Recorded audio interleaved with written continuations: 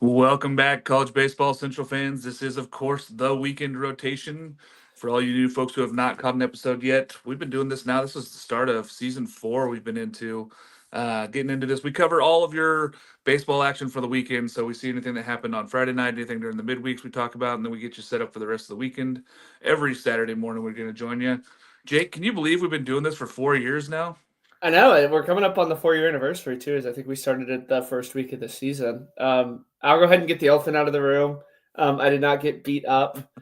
I didn't get in a fight. I just ran into a little bit of an accident with a medicine ball, just trying to get ready for the season. So I'm glad I got it out of the way now, though. So I'll be ready to go by opening day. Definitely not day to day or anything like that. I'll be 100% by opening day. Don't lie, you were just fighting yourself on all these picks that we have for this show coming up here. So this show here, we're gonna do a little fun one here for you guys. This is the last preseason show. We're gonna do some superlatives and get you guys all set up for the 2025 season. If you guys have seen before, we've had all of our preview shows. You can go back and check out every conference that we did. We got you all set up for the season, and we're pumped, man. I mean, we're 6 days away now. Friday night's gonna be awesome. Friday morning's gonna be great. But there's some games coming out, and just looking at it, Jake, what opening weekend series are you most excited for, or what tournament are you most excited for, man? It's definitely the one that I think I'm going to be at in person, and I really am kind of lucky that all these great tournaments are going to be in Texas. First weekend in Arlington, we get Louisville, Oklahoma State, Ole Miss, Texas in their first game in the SEC, Arizona in their first game in the Big 12, and then Clemson, who's a top 10 team. Super excited to kind of see all six of these teams, because there's a world where all six of these teams make the tournament, and it's really not that far fetched. I'm just super excited. There's so many question marks on these teams, and getting to play other real competition, I think will kind of show that. Yeah, and you got some Golden Spikes award list winners sitting there, and they're going to be in that tournament. So you're loaded up in that whole thing. And the Shriners there for Globe Life. It's a terrific. With you showing up there with that black eye, it's going to be the Shiners, not the Shriners Just the anymore. Shiners. But I'm excited for that one. Of course, every year Oregon State goes to surprise and gets to play a plethora of teams. But really, I think when I look at a weekend series that I'm kind of intrigued by the most, it's actually Nathan Choate and that Washington State squad going down to Arkansas. I know people are like, okay, well, this should be a blowout. I don't know if it's going to be a blowout, Jake. I'm really excited for this one. I know Arkansas's got all this hype and everything. Washington State's a lot better. I think it's going to be a better series than people think. Yeah, we'll get to see kind of that Arkansas pitching staff, just because they've been playing each other, and then they had that game with Oklahoma State. Is the staff for real? Is the hitting really that bad for Arkansas? But I think I'm leaning more towards the first one. I really do think they have an embarrassment of riches on the mound. Excited to kind of see them go against non-teammates. Yeah. I think it's going to be, a 3-game sweep for Arkansas just based off the pitching, but I think it's going to be close games just based off the lineup that they have with the pitching staff. And like you said, Washington State is a little bit better than people are kind of giving them credit for. Yeah, I'm excited for it. I think that it's going to be some close ball games. They're going to be good ones. I do think that Arkansas pitching staff just is overwhelming, though, with the talent that they have. And, we've talked about it before. We think that they're probably the number one pitching team in the country. And we're going to get to see them firsthand this weekend. So very excited for that one. Jake, we've talked about all the conferences. We've talked about every league. We've broke down 300 teams on this show. What conference are you most intrigued by this year heading into the season? I'll go ahead and get the obvious one out of the way. The SEC, the addition of Texas and Oklahoma, with Texas A&M, LSU in the portal, Arkansas and their staff. There really are just a plethora of storylines. But I'll go. I mean, I feel like we've talked ad nauseum about how good the SEC is and all the different storylines there, especially on Southern Fried Baseball. I'll give you a unique one. Mountain West Conference. Okay. I like where you're at, heading out west. Like you mentioned, Washington State's kind of in the fold, but I wanted to read you. Keep in mind, 4 teams make the tournament. Yep. San Jose State 16-14, Fresno State 16-14, Nevada 16-14, New Mexico 17-13, Air Force 18-12. And if you remember, based on who they were playing last week, at one time we had a 6-way tie for first place. They're all teams that are pretty much the exact same, don't have a ton of pitching and just hit the cover off the ball. I'm excited to kind of see how Washington State fits into the fold of this. I think there's a lot of teams that got better this offseason, like UNLV and San Diego State. New Mexico, New Mexico is going to hit the ball. That one, and then the South one, because they're all like the same team. Like they're all like like Nichols is the Texas version or the Louisiana version of Lamar. So just super, super excited just because there's a ton of parity in that league. They have a new tournament format too as well that they're going to be sampling out. So I would say the Southland, Mountain West, and then obviously the SEC are the three that I'm the most excited for. That's fair. I'm really been pushing all off season, and I have done a lot of head coach interviews in this conference. Big Ten. I really think that the Big Ten is back, folks. I really think that they're going to jump and make a huge leap forward with how many teams they put in the tournament this year. I think that they're going to be pushing for a team to get to Omaha, whether that's Nebraska, Maryland, Indiana, Oregon. One of those four, I think, is going to make a push late in the season to try to get to Omaha. I think the Big Ten's a lot better this year than it has been in previous seasons, and they were better last year than they were the previous season. Some of those powerhouse teams like Iowa, we're not even talking about really because there's so many other teams that got better. And then you're going to throw in USC, UCLA, a lot of baseball history, Washington, a team who's been to Omaha, and then Oregon, of course, who's probably the number one team going out there. Big Ten's back. Big Penn Ten's good. State, Penn State's better. Penn State's better. I mean, there's just every team in that conference got better. Maryland is going to be improved from last year, and they're already battling. Indiana's better than they were last year. I'm excited for Big Ten baseball. I'm also going to go with a school with a conference out west, Jake, in the Big West. Is this a year where we see 3 teams get in the tournament? 4 teams? I know that people are saying it's a 2-bid league there. UC Irvine, UCSB. I see Hawaii with a chance of getting in there. I see Hawaii. There's also like CSUN, Cal State Fullerton, Long Beach State. There's so many good schools out there that have made Bakersfield's tournament another runs. one. They're Cal pretty State excited about this. Bakersfield. They have a really, really good staff. I think it's Yeah, very underrated staff. I think The the weird Big thing West is, is is they don't good. do the conference tournament. They're the only team they're the only conference that doesn't do the conference tournament. I think Yep. that's what kind of hurts them a little bit. Is they can't have that like at large come in and steal it. Yeah. That'd be the only thing. But yeah, I mean, I don't think Hawaii's been to the tournament since like the '80s, if I was reading correctly. No, and technically they're the hottest team coming into this season, as they were one of the hottest teams down the stretch there of 18-2 down the stretch at the end of last season. But really, UCSB is a top 25 team. UC Irvine is right there. So you're talking about 2 teams that won over 40 games last year. UC Irvine won 45 and didn't host. So it's going to be interesting to see what the committee does with those schools out west. I feel like the West Coast love is back a little bit, Jake. I feel like it's coming back. I know you're talking about Mountain West. I'm talking about Big West. There's some teams out here that can play, and I'm very excited for the season. I think them getting to play the Washington States and the Oregon States during conference time is going to be very important for all those conferences. Yeah, and UCSB isn't just like Big West good. Like they're nationally good. They're Yeah, ranked in I think just about every single poll. yeah. They have a guy that's going to go in the top 5 of the draft next year. I mean, Tyler Brimner. Yeah. yeah, he's ridiculous because I went and He's so watched it good. because you wouldn't think that UCSB would produce like a top 5 guy, and it's not like just a stats thing with him. Like he's a really really good college pitcher on top of being really good in towards the MLB.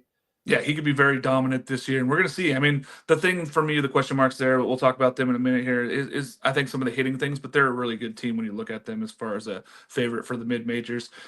Give me one or a couple teams that still have some seats available on this hype bus, man. I know that we've been pushing some people towards some teams. I'm gonna let you go first, and I'll jump on some teams that I think need to have more pursuant from people. This feels really weird to say because they're the consensus number 1, but Texas A&M. It's almost kind of weird to hear about all the storylines that have happened since July that we haven't even played a season. I mean, at the end of the day, they're a team that lost their coach after playing for the national championship and hired a first-year coach. First-year coaches never won. A lot of the guys stuck around. They're a younger team, if you will, quote unquote, just because they're pretty much. I think they only lost 3 guys off of last year's team. They have that hype train going. Vandy, I know that feels weird to say. Talk about how it is the last 5 years.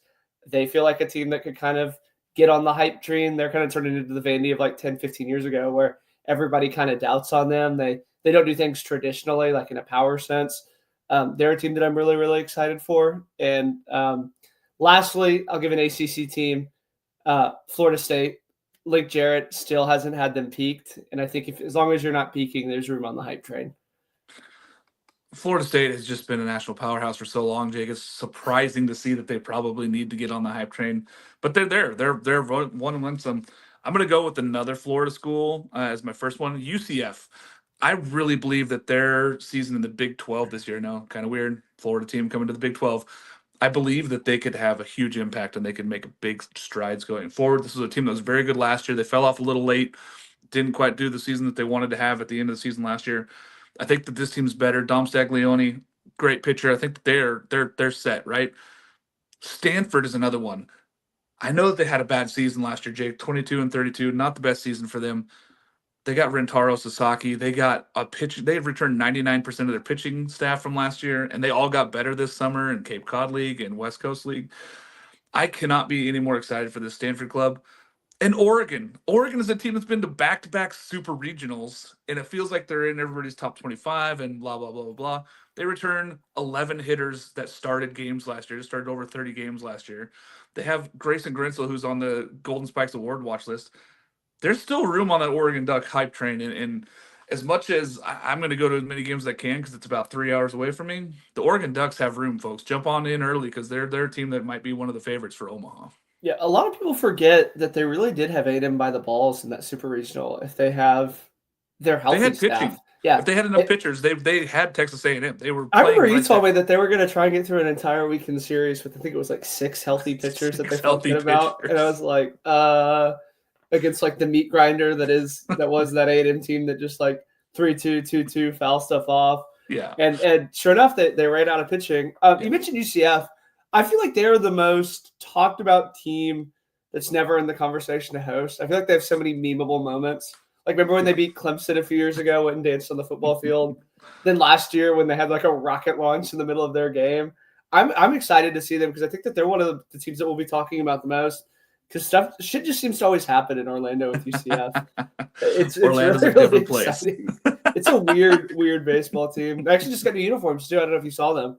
Yeah, I did. I retweeted him already and then hyped him. I'm big. I'm on the hype train. I might be the conductor of that hype train this year for UCF. So I'm very excited for what they're providing this year, and I think that they could back it up with baseball. So we're gonna have to watch. Jake, mid-major. Who's your favorite this year? Non-power four schools. What we're talking about, and not Oregon State because I think that they would be an easy choice. Like if we're saying, oh, non-power, oh, Oregon State, duh. No, we're not going to put Oregon State in this conversation. We know that they would be probably everybody's favorite. Pick a team that's not Oregon State and not one of the power fours. I'll give you 3. Okay, It's just me and you. Yeah. Lamar, they have led their conference that they've in. They have moved conferences a little bit in ERA the last 4 years. They're bringing over Coach McGrath from Iowa. They feel tremendous about this pitching staff where it is. I think it's almost Power 5 level pitching staff. They have that chip on their shoulder after being snubbed last year. I'm really excited to kind of see them where they go. I think that they could mid-major host with like an ECU or one of the Sunbelt teams. 2, Army. Can't hate Army. the troops. Yeah. Yeah. They have won the Patriot League 5 years in a row. So you don't want to be the freshman class or the senior class that comes in and blows that thing. Yeah. They have a really talented team. Every Army team is always old. So it's kind of weird to say, oh, they don't bring a ton of guys back. It's Army. They're very traditional. It's almost like a high school. So think about like your high school team out. Seniors always graduate. They're absolutely loaded with the class that they have coming in that's going to be seniors. They have another one where they have a really good staff. I think the lineup's going to be a little bit stouter than in years past. So really excited to see them. And then lastly, if you can kind of see here, Texas State. They were they kind of had a UCF fall off last year. They bring in David Pierce from Texas to kind of help with their player development, be an assistant coach. I'm really excited to see the influence that he has because even at Texas, he didn't have the most talent and he always kind of found ways to win. Really old school coach, one of my personal favorite coaches in college baseball. So I'm really excited to see Southwest Texas State, or as they're now known, just Texas State. So those are my 3: Lamar, Texas State, and Army. I know that you and I have both been pushing to try to go do a show with the troops there at West Point. Eventually, I think that might be a 2026 thing, but I know that we've been wanting to go out there and do a show there. I have really powerful Army team. I think that they're going to be really good this year again. I'm gonna give you 3 as well. And the low hanging fruit, of course, is a team near you, Dallas Baptist. They returned 7 of 9 starters on offense. They return a ton of pop. The question marks there is pitching. It's whether or not they're going to have enough pitching to get through all those games. But I think that they're going to hit their way into the tournament. UCSB, of course, we talked about them. They got 2 studs starting pitchers. I think that they're going to be fine. They got to find some offense. I think that they're going to find at some point in the season the Big West here.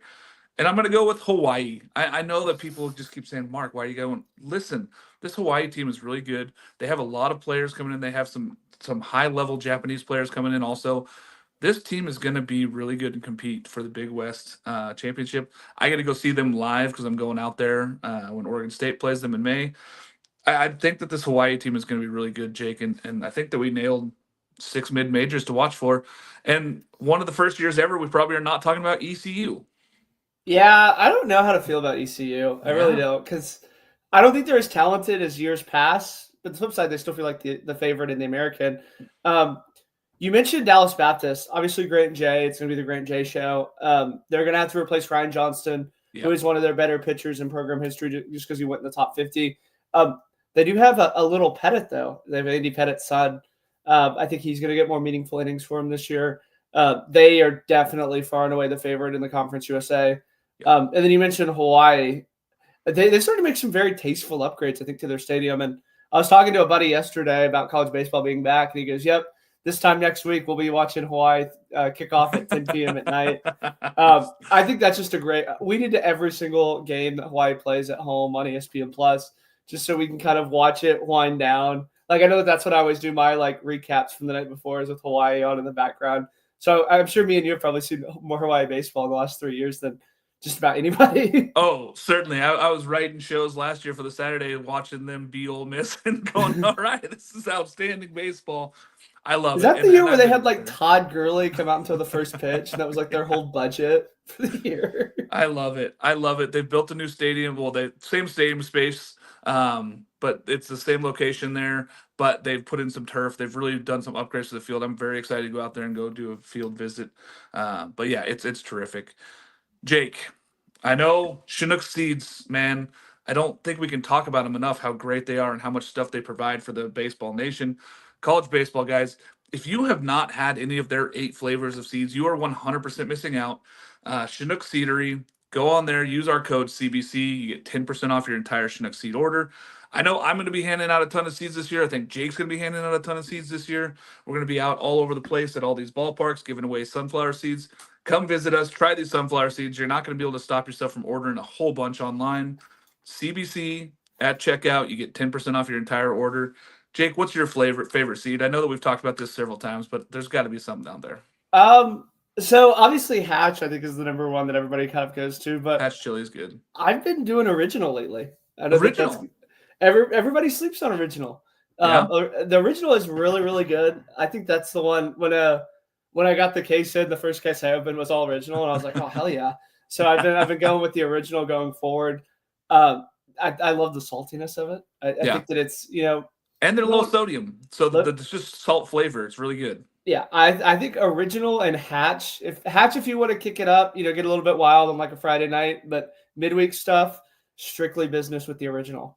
I'm a jalapeno ranch guy. I think that the jalapeno ranch is a terrific flavor. And then the Parmesan cheese and pepper, I take that with me. I'm telling you, fishing, I don't know what it is, the smell on the line or whatever. After I start eating those, I start hammering crappie, man. It just crushes it. So, yeah, I hit some bass the other day with it. I'm like, all right, that's it. This is the one. This is what I'm taking every single time I go fishing. All right, speaking of seeds, what's your favorite ballpark food? Be very specific. I know we visit a lot of ballparks, so we get a lot of different food across the country. You can be very specific here. So I'll give you two. Okay. And I should say that both of these have been verified independently by other people. Ben's pretzels at Texas A&M and Texas games are the most incredible soft pretzels I've ever had. They're light, they're fluffy. They don't overdo it with the salt. I've been at a couple ballparks where they just drench it with salt. And you have to sit there and like scrape the salt off. Ben's pretzels, every single game, it's a must get for me. Obscurely, Oklahoma State has an incredible hot dog where they put like chips on it and some fried onions. That's another really, really good one.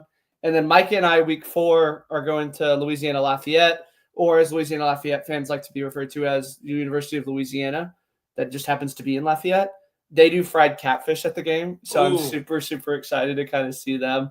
The jambalaya at LSU, I know that one got a lot of hype. Not really my favorite jambalaya, so that's why it's kind of down on the list for me. But Ben's pretzels and then the Oklahoma State hot dog. Let me see if I can find what it actually is.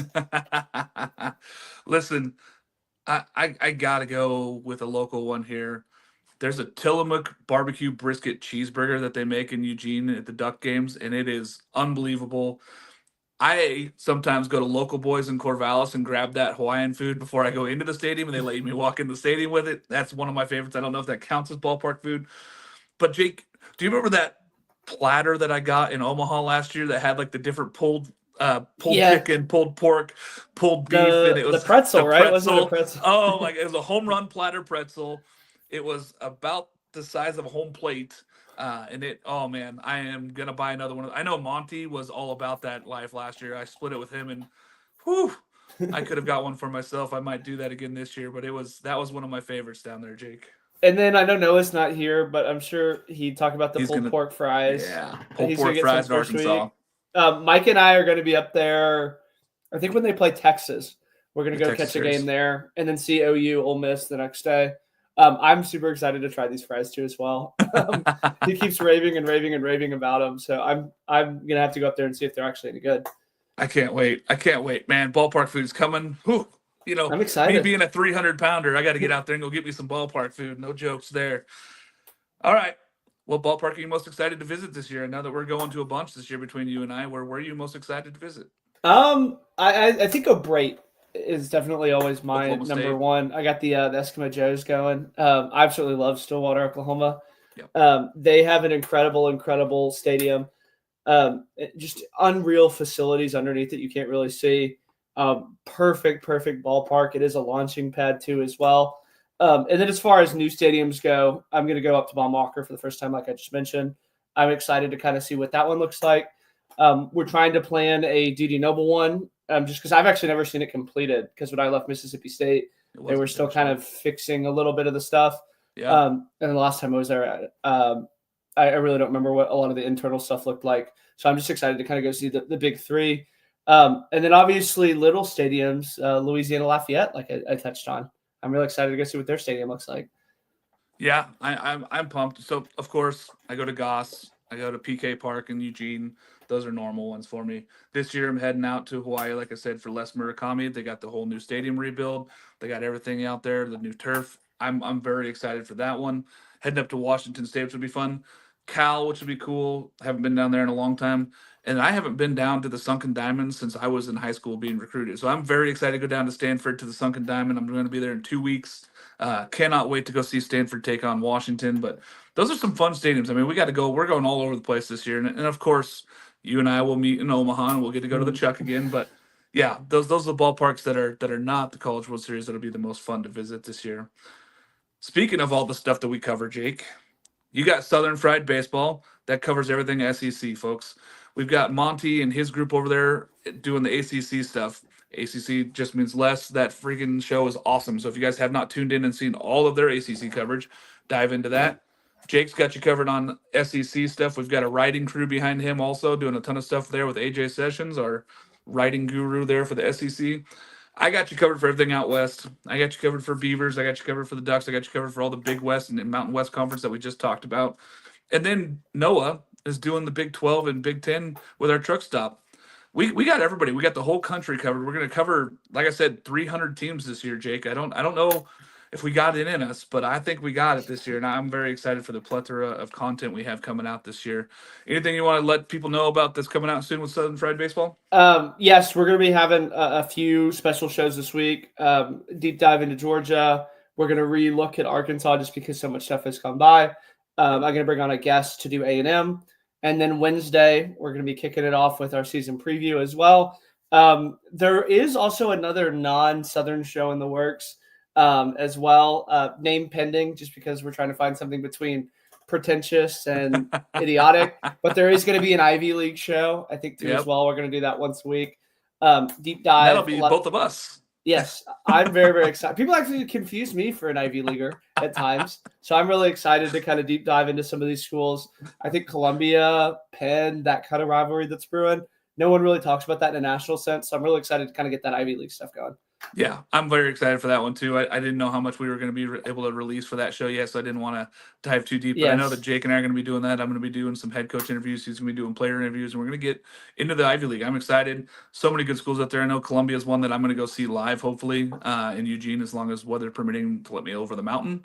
Because that is pending. Just got feet of snow this week, so our snow resorts have 250% of their normal snow, so we're doing well up here. But it's a lot of there's still snow outside, and you can see just Beverly over my shoulder. We still got about 6 to 8 inches here, so it's going to be interesting to see what happens in March. But I'm very pumped to go do that. We get one extra time though because they're 13 days to opening day. So yeah, they we get a don't little they bit of don't time. start this week, so we're good. Yeah, Yeah. that's why I want to go see them open. It'll be Columbia's opening weekend in Eugene. So That's it. That's a really good litmus test because Columbia, if you remember correctly, they ran away with the Ivy League. They won it like 3 weeks. They were the first team to ever clinch, and then they just came out flat in the tournament, went 2-2. So I'm sure they have a little bit of a chip on their shoulder. Speaking of high hopes, they released the Golden Spikes finalist list. The Golden Spikes, the presenting sponsor is Chinook Seedery. So we're very excited about that. We get to speak to a lot of these guys every year. Jake, tell me 3 that you picked from that list, or maybe not from that list, who you think should be Golden Spikes finalists this season with their play. Let me just pull up the watch list here. First off, Jace Lavalette. I figured you're going to go with Jace. I didn't even put him on my list because I'm like, Jake's going to want to talk about Jace. Yeah, Jace Lavalette, definitely. Back for his 3rd year, chasing A&M home run records, trying to push it out from Gavin Grahovic that's going to come back behind him and kind of break it like Jack Caglione and White Langford did. Yep. Just to see what he does. He's kind of the catalyst of this team. Our buddy Harrison Fant actually just had an interview with him too as well. They said he's really loose, feeling really, really good about the season going forward. He does have a lot of expectations on him this year being a leader, but I think he'll rise to the occasion. Max Ballou from Texas. Very rarely do we get a conference player of the year that returns. Even rarer in a major conference like the Big 12. I'm not sure how much he'll play early just because he is dealing with a little bit of a sickness. But once he gets into SEC play, it's nothing long-term or anything like that. There is one more, Justin LeBron from Alabama. I think that's kind of a deep sleeper. Freshman All-American last year, hit over 360 for him. When I talked to some of the people around that program, he's added a good bit of pop. He had a really, really good cape. So my 3 are Max Ballou, Jace Lavalette, and then Justin LeBron, which National College Baseball Writers Association, first team All-SEC, and first team All-American. I know a lot of Tennessee fans, LSU fans were very pissed about it not being their players, but Justin LeBron's better. Well, time's going to tell, right? This is one's going to play out. This is where we got 50 guys on this list right now. It's going to whittle down. I'm going with Drew Burress. I think that he could be the best player in the country this year for Georgia Tech. He's got the opportunity to really shine and be a dude there. And if Georgia Tech gets into the tournament deep and makes a run, possibly hosting, that Georgia Tech team, they got tons of pitching this year. They got all those freshmen that are now sophomores. I really like Drew Burress. I think that what he brings to Georgia Tech is tremendous, and his pop is crazy. I'm going with another guy that you just spoke about who's going to break some of those records. Like you said, Jace Lavallette's going to set them. Gavin Turley at Oregon State is going to break Travis Bazzana, pick 1-1. He's going to break all of his career home run records this year, possibly RBI records. He's going to set a lot of Oregon State records. If he is healthy, I think he's a guy that can hit 30 home runs there in Corvallis and really lead this Oregon State squad to a top 10 team. And Jared Jones, he hit 30 home runs last year, Jake, and I feel like nobody's talking about Bear. This is a guy that could hit 40 this year, and it wouldn't surprise me at LSU. And he has the ability. Now, he doesn't promote himself huge. He goes out there and just plays. He's a very quiet guy. Yeah, he's a quiet, conservative guy, but I think that this is the kind of guy that we'd be backing if he can go out there and give you 100 RBIs and 40 home runs. I don't know how you can leave him off this finalist list. Yeah, if he had a mullet and a tiger tattoo, I think people would be talking about him a little bit more. But yeah, I mean, he is a draft returning junior. I know that kind of leaves a lot of bad taste in people's mouth because I heard that a lot with Jalen Flores when I was at Texas. He's still a junior in college. Like, it's not like he's a 6-year senior or anything like that. That's what they're kind of saying about Jared Jones. I think, he made huge steps from his freshman to sophomore year, especially hitting secondary pitches, especially working to all fields. He's going to have an incredible season. I'll add one more just because it was on the watch list when I was reading it. Kason Cunningham from San Antonio Johnson High School, committed to Texas right now.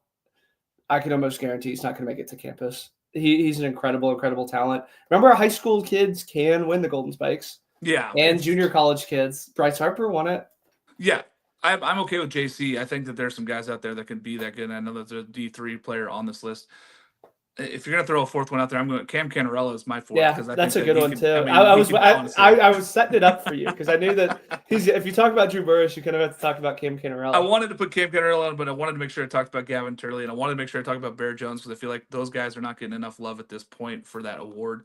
But yeah, Cam Canarella, he could be ACC Player of the Year. He could be the best player in the country. He had some injuries last year. He played with a shoulder injury in his non-throwing shoulder all season, And he and ran still into had a wall on his non. still had ridiculous stats. Terrific talent. I'm very excited for Clemson this year. Did you see his gloves since they're sponsored by Aria, who makes all the Jazz Chisholm ice cream stuff? I didn't see what his glove is It's this year. like a purple and orange ice cream cone. Oh. I'll get some pictures of it. Micah will get some pictures of I it do love some sherbet. I'm not gonna with lie, that sounds like a sherbet flavors. Woo! they've incredible. They have Aria sliding mitts, Aria gloves. I'm sure Micah, since he we'll get to see what his glove kind of looks like up close and personal. I Because love remember it. correctly, last year at Arlington, I got to see Bazana's kangaroo Trav. cleats up close and personal, and those Yep. were incredible. Actually, I got those recreated, so I'm gonna be wearing those. That I had Danny do the exact 1-to-1 replica of them in a shoe version, and I always get compliments on them. They're just absolutely incredible. So I'm not sure how I'm gonna pull off, a Cam Canarella 1-of-1 Aria custom glove, but I'm gonna try. Get a custom mic. Get a custom mic sleeve. Yeah, my sleeve. Make it look like an ice cream cone. All right. Jake, who's your pitcher of the year? Who do you think has this opportunity to win this award? If you're gonna let me go first, Jamie Arnold from Florida State. Yeah, That one's fair. the easy choice. Yeah. He was incredible last year, and when Monty and I were talking about him in the fall, Link Jared was like, "Yeah," I goes, "I don't know how it's possible, but he's gotten better this season. Like he added a changeup a changeup. that's really really good. Like when you watch some of the footage of their stuff, it just wipes out. Jamie Arnold definitely feels like the favorite. Dark horse, I'm gonna go Ben Abelt from TCU. Yeah, It seems like he's going to finally get the starting role and stretch out into that. He was on the Golden Spikes watch list. If you remember back when they went on that long run to Omaha, he was absolutely tremendous out of the bullpen. Him and Klecker have kind of always done this, hey, we can't be a starter, but we'll be really good out of the bullpen. And both of them can kind of take really, really big steps forward. And, the way that the Big 12 is, you really only need one pitcher to kind of go in and dominate it. Yeah. I mean, Abelt could be a dude, right? And he could jump up and be huge. I think with how good, we look at Arkansas's team, Gabe Geichel's got to be one that we talk about also. I think that he's got the ability to go out there and dominate games. I'm going to go out west, though. Tyler Bremner, UCSB. This guy really is a top 5 talent. And we've seen him throw, and you're like, okay, it's good. But then you see him throw against really good hitters, and he makes them look like high school kids. He really does have the talent and the arm speed. And arm slot's great. Looks the same for every pitch. He throws 98 miles an hour. The talent out west is crazy. So if you guys have not seen him throw for UCSB, you're going to get a chance to go look at him. He's got so much talent. I'm very excited for him. He tunnels pitches really well. I was talking to a batter and asked him specifically about hitting against him, and he said, "Yeah, he goes, every single pitch comes out the same." He's like, arm slot's the same. Everything looks the same all the way because through. usually there's some kind of tell, and he goes, some pitchers are really good at giving tells late. He said he doesn't have a tell at all. It's not like he clucks his glove in, or he goes, you really see it when the grip comes out and he's flipping it. And he goes, that's really the only time you can see it. He's incredible. Very deceptive. Yeah. It's great. He's not just Group 5 good. He's legit. Yeah, he's a legit talent this year. Freshman of the year. You could go a lot of directions here. There's a lot of talented freshmen in this class that are going to get opportunities to play right away. I'll let you go first here. I'll give you 2 again. Okay. Brody Johnston from Vanderbilt. Yeah, he's going to get opportunities. I think he's going to play third. I think I saw him taking some stuff in the outfield too as well. He has just unreal expectations that have been placed on him this season, just because he seems to be the only power bat that's going to be playing, just because I know Vandy had some transfer portal guys come in that didn't really win jobs, but he's probably going to be the only guy that you think could hit over 20 home runs for that Vandy team. And I mean, we talked ad nauseum last year about that was the Achilles heel, as it was, dated, archaic baseball style. Yep. Brady Johnson's a big physical guy. He's definitely beyond his years in terms of his freshmanness. I'm really, really excited to kind of see what he does. And then we'll go Adrian Rodriguez from Texas. There was a competition between him and Evan Mendoza coming over from Arizona State. He won it completely outright. There wasn't even like a competition. He's hitting 2-hole. He's probably going to hit at the top of the order for them. Added 20 pounds of muscle as a true freshman. Had a backside home run in the alumni game. He's going to get every opportunity to play. We've seen what Jim Schlossnagle at TCU and Texas A&M about freshmen looking mature beyond their years. Yeah. He seems to be the long line of Schlossnagle freshmen that are coming in. If you're going to stay out there, I'm going to go out west. And I don't think it's any harder to look than Rintaro Sasaki. He feels like cheating. But he is. He's a freshman. He came in last year in April. They didn't want to play him. He kind of wanted to get settled into Stanford culture, getting used to the game. This guy broke every single one of Otani's offensive records in Japan as the high schooler. He hit 120-plus home runs in his career. The RBIs are off the chart. His power translates right now. I think that he could be a 20-home run guy. I know the odds of hitting a 20-home run guy as a freshman are so low. It's crazy. He could be that guy, though, out there in Stanford. He could be the reason why Stanford could be making an Omaha push, especially with all those starting pitchers coming back. I'm also going to go with another guy out west, and I know it probably feels homery to go like this, but Dax Whitney has probably won a starting rotation job for Oregon State. He's going to get an opportunity to be in that weekend rotation. And freshmen, if they get an opportunity to play, this is the big opportunity award, right? Like, to be the freshman of the year, you have to have opportunities. If you're going to get out there and get those chances, I think Dax has a chance to be one of those special guys. And if you can go out there and win double-digit games this year as a freshman for Oregon State and give them an opportunity to host, it's a big thing out there. So I think that is one of the awards where you got to be an opportunist and you got to get chances. Rentaro's going to go play all year, and he's my number one. But I wanted to throw Dax Whitney out there and say he's got an opportunity to do some big things for Oregon State. Yeah, I mean, pitchers always seem to have a leg up in these freshman conversations. You mentioned Rentaro. I believe the freshman home record is 23. Yep. So I know he hasn't hit a single one in college yet, but we need to keep that one in mind that he has hit, that the record is 23. I'll get to see them week 2 against Washington, so I'm very excited. Maybe you'll hit a couple for me while I'm down there just to prove my point. Comeback player of the year, somebody who missed all or most of 2024 that you're excited to see back in 2025, Jake. I'm going to go Troy Wansing from Texas A&M. I know that he pitched very, very sparingly, but if you remember, go all the way back into 2023, he was the Saturday guy. He was the Friday night guy for a little bit too. Friday night guy for a little bit. He had the back issues that sidelined him all of 2024. I mean, the dude works his ass off.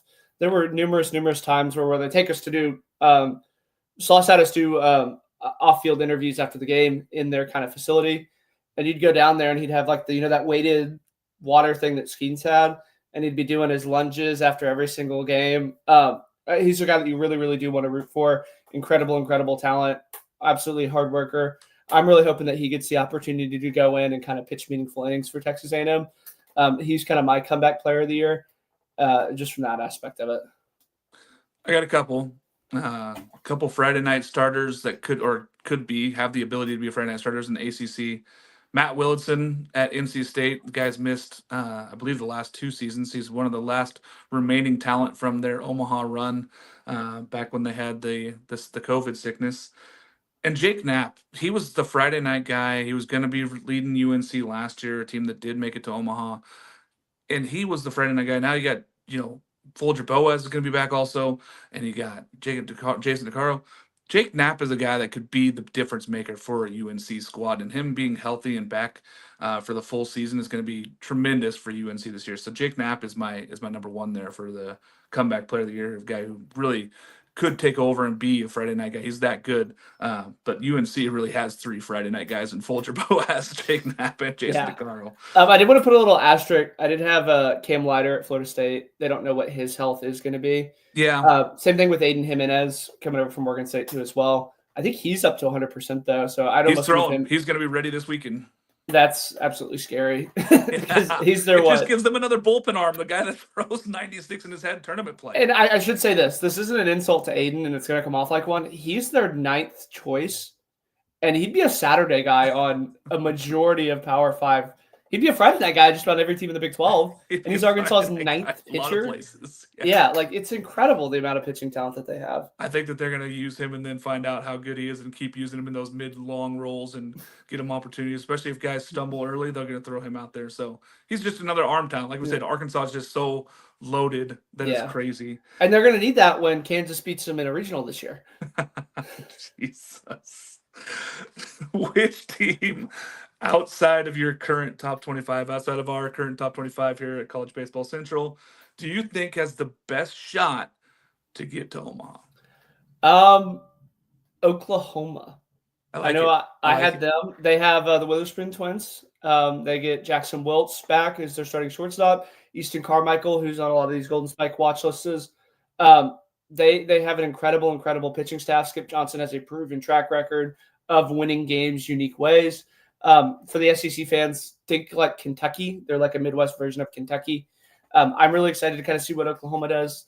They have two Friday night guys who are both twins who both throw 98 Yeah. reference. They're going to be a lot better than people give them credit for.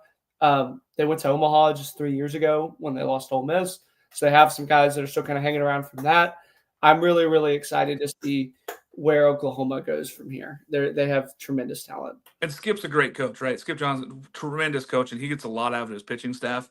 I think that this pitching staff is going to be much improved, Jake. I'm with you. I think that they're a team that really could shine and be really good going out there and playing some teams. I got a couple that could make runs, okay? Maryland is a team that has so much offense that if they get the pitching healthy, I know they've got some guys coming back off some arm injuries last year. If they can get healthy at the right time, this Maryland team could make a run. And I think the Big Ten being better helps them as far as getting better and ready for this. UCF, I said it earlier, I said there's room on the bandwagon, there's room on the hype train for this team. UCF, with their two ace studs, they have two Friday night guys that are going to be out there pitching in the Big 12. They could win that conference. If they can find enough offense, this UCF team getting hot at the right time could be a team that could make a run to Omaha. All right. Speaking of Omaha, it's time for your preseason Omaha 8, Jake. I do have this one written down. Let me go ahead and find it. I can go first if you want. If you yeah, want to look up yours. It always kind of cycles in and out. So this is ever changing. You're going to see us put up these all the time, probably every couple of weeks or so, because it changes so much throughout the season. And this is really like a more of a power ranking at the time. But right now, this is how I feel after doing all my deep dives and getting into this. I got LSU, and this is in no particular order. This is just the teams that I have. I have LSU. I think that they make a run deep. Arkansas with the pitching, it's really hard to keep them out and say that they're not going to get there, even though I have question marks about the offense. Virginia might be the most complete team in the country, Jake, and I'm definitely going to take them there with how much pitching they have and the hitting. This team might hit 200 home runs, which is insane, but they could do it. Oregon State, I think that they find a way to get back to Omaha. I think this is the year where they finally get there. I think Mitch is like, hey, we're going to get over the hump, and it's as an independent, which we're going to have to see what that does as a committee. I have UNC because I think the three Friday night aces going for that team gives you an opportunity at any point. And Luke Stevenson, who's a tremendous catcher there, is going to be a top 15 pick probably. I've got the Oregon Ducks. I think that they finally get over the super regional hump. They finally get there. I think that they get a host, and that gives them opportunity. NC State. I know this is kind of an out there pick, and people are like, "What? Why are you out there?" I think it takes a hot bullpen, right? And it takes a Friday night guy. I think Williston getting healthy, coming back and pitching. I think that the Jacob Duden there in the bullpen, and they got lots of arms in that bullpen. I really love that bullpen. Alex Sosa being the catcher of that team and being able to hit maybe 20 home runs. I think that NC State can make a run, and plus they got Coach Elliott that's been there forever. And he's going to be able to take care of this club and know what he needs to get from them. He says he's going to play a little bit smaller ball, going to do a little bit faster things. I'm excited for it. And then my last one is Stanford. David Esker's been there. He knows how to get there. I think with this pitching staff, they got three aces there. And then you're going to throw in Sasaki. I think if they can find enough offense, which they were missing last year, I think that they're in. I think that Stanford's my eighth team in. How many SEC teams is that? Two. I know. I looked at it again. I go, I only have two. Listen, I love Tennessee. I love A&M. I think that, and Texas, I think, is one of those teams that's on the fringe also. I think that there's some faltering, and I think that those teams going through all this last year, we have not had a team that won the championship return the next year to Omaha in 9 seasons. Yeah. Here's my list. I don't have LSU. I don't have Tennessee. Texas A&M. Okay. Preseason number 1. I think on paper they're the deepest team. Arkansas, just with that staff, they can outstaff people, and they can have a Friday night guy throw in game 5. Virginia, very underrated hitting. A lot of people, I think they should be in the same breath as A&M from a lineup standpoint.